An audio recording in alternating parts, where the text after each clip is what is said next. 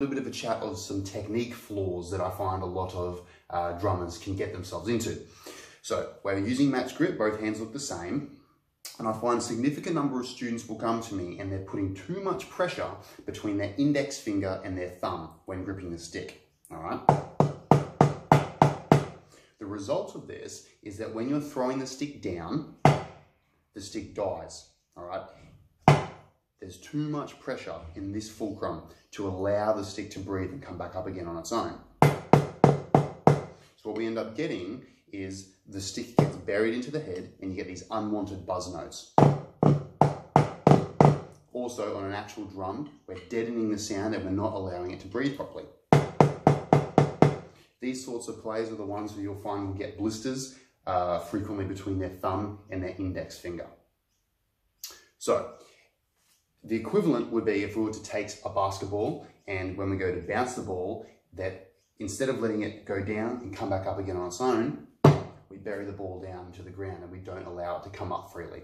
So we want to do the opposite.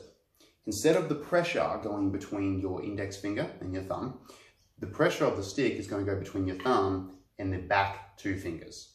All right? And you can demonstrate this to yourself quite easily. If you were to take your index finger and your thumb and make a pinch grip and now try and move your wrist, it's quite difficult. But if we take our thumb and attach it to our back two fingers and try and do the same, our wrist moves a lot more freely. So we want to incorporate the same principle with our stick. Pressure is between thumb and these back two fingers, and the front two remain fairly relaxed to allow the stick to bounce back up again on its own.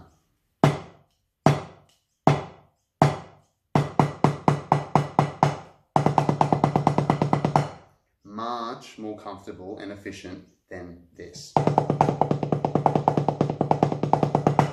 So you can get yourself used to this concept by just trying to do a downstroke and have your fingers out of the way to allow the upstroke to happen by itself.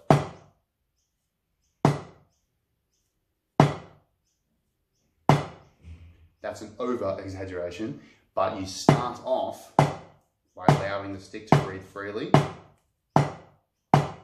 and then slowly start to close down these back two fingers and incorporate them more to regulate the height of the rebound.